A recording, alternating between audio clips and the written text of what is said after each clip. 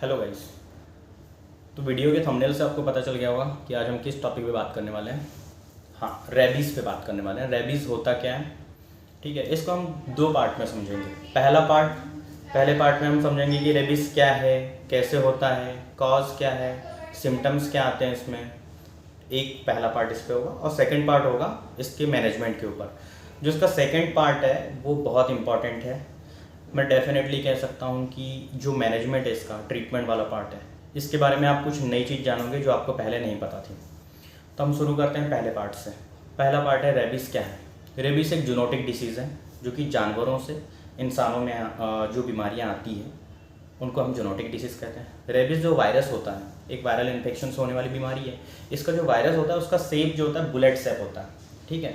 Bullet सेप virus होता है जो कि रैप्डोविरिडी फैमिली से बिलोंग करता है। अब जो मिसकंसेप्शन है लोगों में कि रेबीज़ सिर्फ कुत्ते के काटने की वजह से होता है, नहीं। रेबीज़ बहुत सारे एनिमल हैं जिनकी वजह से होता है, ठीक है। जैसे कि कुत्ता हो गया, डॉग हो गया, केट हो गया, बैट हो गई, फॉक्स हो गया। इन सब जानवरों के संपर्क में आने से रेबीज़ फैल सकता है। कंडीशन सिर्फ ये है कि उनको पहले से ही रेबीज़ इन्फेक्टेड हो वो जानवर, ठीक है। तो इन जानवरों की वजह से होता है। अब जो रेबीज़ का जो कॉज है, तो रेबीज़ का सिर्फ एकमात्र कॉज है जब भी बाइट हुआ पेशेंट को, डॉग बाइट एग्जांपल के तौर पे लेके चलेंगे हम इस वीडियो में। तो उससे जो डॉग के जो सलाइवा में जो वायरस था, वो वायरस बाइट करने पे जो हमारा वुंड है, उसके बाइट की वजह से वुंड आया, तो लोकली वायरस वहाँ पे इन्वेट करता है। और वायरस जो है इन्वेट करने के बाद ये धीरे धीरे नर्व के थ्रू स्पाइनल में जाएगा, स्पाइनल कॉर्ड में जाएगा और स्पाइनल कॉर्ड से सीधे ब्रेन में जाएगा, ठीक है। तो ये जो प्रोसेस है इसकी इन्वेट करने की या फिर ट्रैवल करने की नर्व से स्पाइनल कॉर्ड से ब्रेन में, इसमें थोड़ा टाइम लगता है, ठीक है। तो नर्व के थ्रू ट्रैवल करता है वायरस और उसके अकॉर्डिंग सिम्टम्स शो करता है। अब इसके सिम्टम की बात करते हैं तो दो फेज में इसके सिम्टम होते हैं, एक अर्ली शुरुआती सिम्टम और जो बाद वाले आने वाले सिम्टम होते हैं वो सीवियर सिम्टम या न्यूरोलॉजिकल सिम्टम्स होते हैं। अर्ली या शुरुआती सिम्टम्स की अगर मैं बात करूँ तो नोजिया, वॉमिटिंग, हेडेक, फीवर, ये सारे अर्ली सिम्टम्स होते हैं, इसमें शुरुआत में आते हैं, माइल्ड सिम्टम होते हैं। लेकिन जो सीवियर सिम्टम होते हैं जो कि रिप्रेजेंट कर रहा है कि जो वायरस है वो ब्रेन तक इन्वेट कर चुका है ना, जो कि न्यूरोलॉजिकल सिम्टम्स हैं, उसमें क्या क्या होता है, पेशेंट को हाइड्रोफोबिया, आपने देखा होगा बहुत सारे वीडियोस में कि पेशेंट को पानी से डर लगने लगता है, हाइड्रोफोबिया। एरोफोबिया, हवा से डर लगने लगता है। फोटोफोबिया, लाइट से डर लगने लगता है, ठीक है। तो ये 3 डिफरेंट काइंड ऑफ फोबिया देखने मिलते हैं डॉग बाइट के पेशेंट में या रेबीज़ के पेशेंट में। देन उसके बाद एजिटेशन, एंगर, इरिटेबिलिटी, ये बहुत सारे सिम्टम्स मतलब आते हैं पेशेंट्स में। ट्विचिंग ऑफ मसल्स हमारे जो मसल्स हैं उनका अकड़ जाना, जिसको अपन बोले है ना, स्पाज्म हो जाना, ये न्यूरोलॉजिकल सिम्टम्स हैं।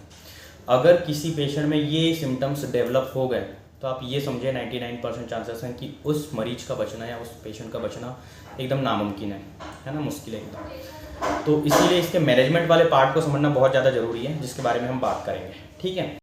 ओके, तो हम थे रेबीज़ के सेकंड पार्ट पे। सेकंड पार्ट में मैंने बोला था मैनेजमेंट वाला पार्ट। मैनेजमेंट वाले पार्ट में रेबीज़ का जो मैनेजमेंट है वो डिपेंड करता है 2 कैटेगरी पे, है ना, कि किस कैटेगरी का बाइट है। फर्स्ट कैटेगरी में रखते हैं हम एनिमल, डॉग है, केट है, मंकी है, कुछ भी, है ना, जिससे रेबीज़ हो सकता है।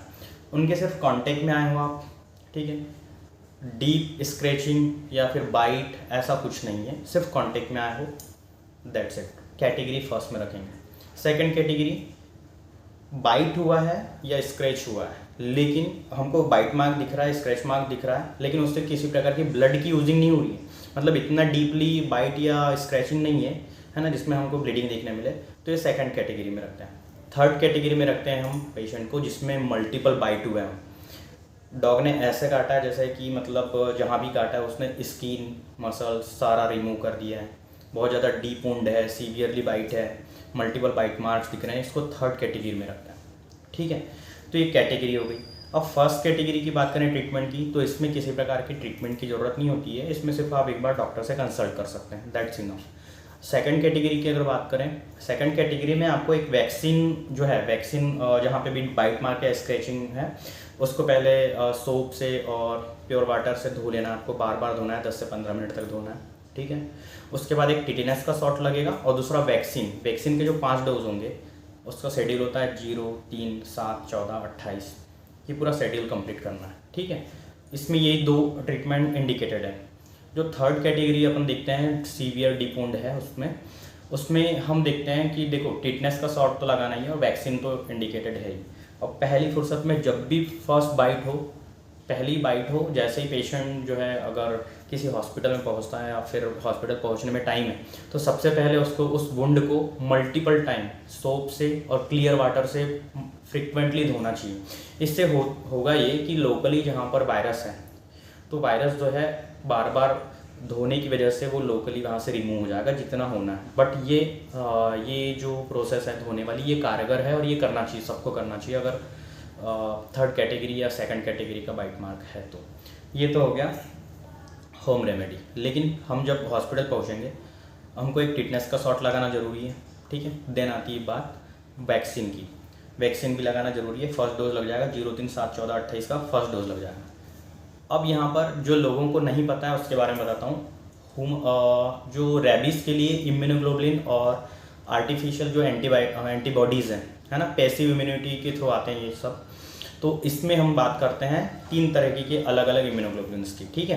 पहला HRIG ह्यूमन रेबीज़ इम्यूनोग्लोबुलिन, ठीक है। दूसरा होता है इक्वाइन रेबीज़ इम्यूनोग्लोबुलिन और थर्ड होता है रेबीज़ मोनोक्लोनल एंटीबॉडी, ठीक है। इन तीनों की जो मेडिकेशंस हैं, ये डोजेस हैं, मैं उसमें सब्सिक्वेंटली बताना चाहूँगा क्या है, कैसे मैनेज करते हैं। तो जो ह्यूमन वाला है, बेसिकली ह्यूमन है तो ह्यूमन से ही बनाया गया वो इम्यूनोग्लोबुलिन। तो उसका जो डोज होता है वो होता है 20 इंटरनेशनल यूनिट पर kg ऑफ बॉडी वेट, ठीक है। जो इक्वाइन होता है, जो घोड़े से बनाया गया है इम्यूनोग्लोबुलिन, उसका जो डोज होता है 40 इंटरनेशनल यूनिट पर kg ऑफ बॉडी वेट के अकॉर्डिंग। और जो रिकॉम्बिनेंट सॉल्यूशन है रेबीज़ मोनोक्लोनल एंटीबॉडी RMAP जिसको बोलते हैं हम, 3.33 इंटरनेशनल यूनिट पर kg ऑफ बॉडी वेट के अकॉर्डिंग देना होता है। अब इसको देने का जो प्रोसेस है वो स्पेशल है, उसको समझना होगा। सबसे पहले आपके पास एग्जांपल के लिए कोई आया 20 साल का कोई यंग लड़का है जिसका वेट है 50 kg वेट है उसका। तो अगर हम अवेलेबिलिटी पे भी डिपेंड करता है कि कौन सा जो इम्यूनोग्लोबुलिन या एंटीबॉडी अपने पास अवेलेबल है। अगर हमारे पास ह्यूमन या इक्वाइन या फिर RMAP है तो उसके अकॉर्डिंगली हम पेशेंट के वेट से उसका डोज को इंटू करके अपन दे सकते हैं। जैसे कि एग्जांपल के लिए अगर हमारे पास ह्यूमन रेबीज़ इम्यूनोग्लोबुलिन है तो उसका डोज है 20 इंटरनेशनल यूनिट पर kg ऑफ बॉडी वेट।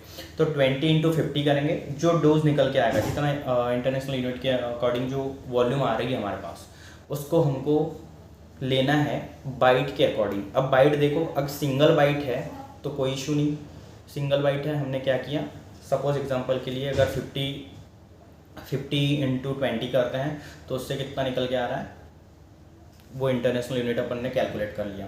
अब उससे जो वॉल्यूम आ रहा है उस वॉल्यूम को हम देखेंगे, मेज़र करेंगे कि वुंड के अकॉर्डिंग यहाँ पर हमको इन्फिल्ट्रेट करना है उस वॉल्यूम को, है ना, उस ड्रग को वुंड पे लोकली हमको इंजेक्ट करना है। अब वो कैसे करेंगे, यहाँ पर वुंड है जैसे कि, तो हमने ऐसे चारों तरफ से इन्फिल्ट्रेट किया, हल्का हल्का इन्फिल्ट्रेट करने के बाद जो बचा हुआ है ड्रग उसको हमको डेल्टॉइड पे देना है लोकली, इंट्रामस्कुलर डेल्टॉइड पे देना है ना। अगर सपोज किसी पेशेंट को मल्टीपल डॉग बाइट है ना, बहुत सारे जगह डॉग बाइट है, तो हमने उसके वेट के अकॉर्डिंग कैलकुलेट तो कर लिया डोज, लेकिन जो डोज़ है हमको समझ में आ रहा है कि ये डोज मतलब सफिशिएंट नहीं है, एडिक्वेट नहीं है पेशेंट की वुंड के हिसाब से। तो हमको उस जो एंटीबॉडी या इम्यूनोग्लोबुलिन है उसको हम नॉर्मल सलाइन में डाइल्यूट कर सकते हैं। नॉर्मल सलाइन में डाइल्यूट करके हम क्या कर सकते हैं, उसको मल्टीपल जो बाइट मार्क है उस पर लोकली इन्फिल्ट्रेट करना है। लोकली इन्फिल्ट्रेट का मतलब लोकली नहीं है एक्चुअली, यहाँ पे सबक्यूटेनियसली जाएंगे और इन्फिल्ट्रेट करेंगे, है ना, चारों तरफ से। इससे होगा क्या, ये पैसिव इम्यूनिटी प्रोवाइड करवाता है बॉडी को। और जो वहाँ पे अभी एक्टिवली वायरस हैं जिस भी वुंड में, तो हम जैसे ही वो जो इन्फिल्ट्रेट करते हैं डोज को, तो वो वहाँ पे प्रेजेंट जो वायरस हैं उनको किल करता है लोकली, ठीक है। और रही बात वैक्सीन्स की, लोग सिर्फ वैक्सीन लगा करके मतलब डिपेंडेंट होते हैं उस पर, तो ये सही प्रैक्टिस नहीं है।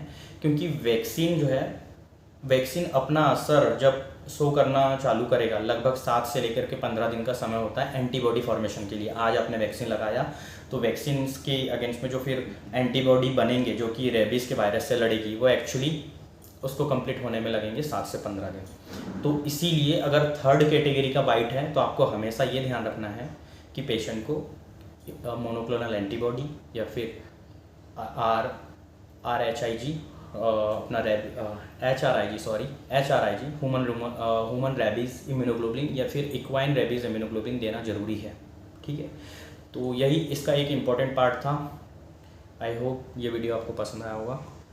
अगर आपको वीडियो पसंद आता है तो डू सब्सक्राइब माई चैनल